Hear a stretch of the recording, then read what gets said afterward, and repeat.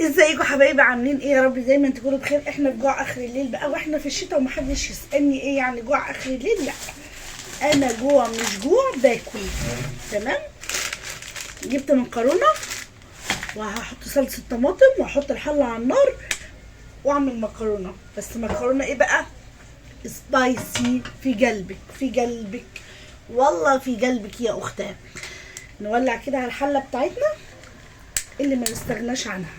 تمام. وهنولع على الحله التانية الصغيره اللي على الجنب التاني ونعمل فيها الصلصه. انا مطلعه الصلصه، هحمر حته تومه وهسقط فيها الصلصه وهزودها شطه. اروح دلوقتي اطحن الشطه واجيلكم. واديني جبت الحله عشان اعمل فيها ايه؟ احلى صلصه دلوقتي. وحطينا الميه اهي على النار وحلت الصلصه، هنبدا ننزل فيها حبه الزيت وكده طشينا احلى تومه اهي. انا هعملها بتوم، انا كنت على طول بعملها ببصل بس الدور ده هعملها بتوم، وهحط عليها الصلصه بعد ما تحمر، وهاخد من الصلصه دي هعمل الصوص الكوري اللي هو الصوص بتاع الشطه. اوريكم هنعمله ازاي، خليكم معايا. وكده حطيت الصلصه بتاعتي اهي.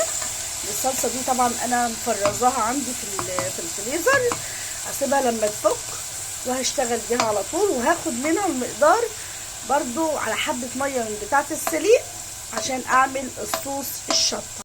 وكده انا جبت طاسه هنزل فيها بحبه زيت. تمام، حبه زيت كده محترمين، هي قلب الماما. وهجيب بابريكا ويستحسن لو بابريكا مدخنه. افتحي كده يا اميره. ويستحسن لو بابريكا مدخنه. معلقه البابريكا كده في قلب الزيت.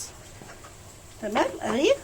وانا هنا طحنه شطه وطحنه حبه فلفل وملح معاها وحبه سماق. تمام اهو، طحنه شطه وفلفل وسماق احطهم كده. اميره هاتيلي الصويا صوص، هنجيب كمان صويا وهنجيب خل التفاح او دبس الرمان. هاتي دبس الرمان وهاتيلي الصويا صوص.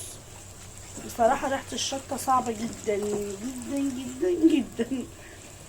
انزل كده بدبس الرمان، انزل كده بمعلقه حلوه دبس الرمان اهو. واو، بالشكل ده كده. وكده هنزل بالصويا صوص. دي صويا خفيفه مش تقيله على فكره، دي صويا صوص خفيفه مش تقيله. وهقلب كده فيها لغايه ما تتعقد خالص وبقت زي الصوص الكوري بالظبط بالظبط. عايزه تحطي حبه سمسم حطي، عايزه تحطي حبه البركه حطي، بس بصوا نفس لون الصوص الكوري بالظبط. هسيبها بس تاخد غلوه وهنشوف الصلصه بتاعتنا اهي. والميه هسقط دلوقتي المكرونه. ريحه الشطه صعبه. يلا يا ولاد اسيبكم دلوقتي. وكده نزلت بالمكرونه دلوقتي اهو، والصلصه بتستبك الجنب التاني. يلا نشوف الصلصه اهي. محدش ياخد باله من البوتاجاز، لسه البوتاجاز الاميره هتغسله.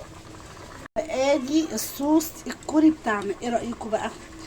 كل اللي عايز الطريقه يعملها يا ولاد، تحفه. بصوا نفس الطريقه بالظبط اللي بيجي في الكيس بالظبط.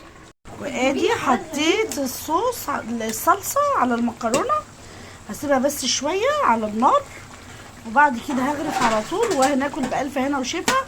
وما تنسوش طريقه الصوص الكوري انا الوحيده اللي عاملاها. تابعوني وما تنسوش تفعلوا الجرس وتشتركوا في القناه مطبخ ميادة وبنات. ألف هنا وشفا.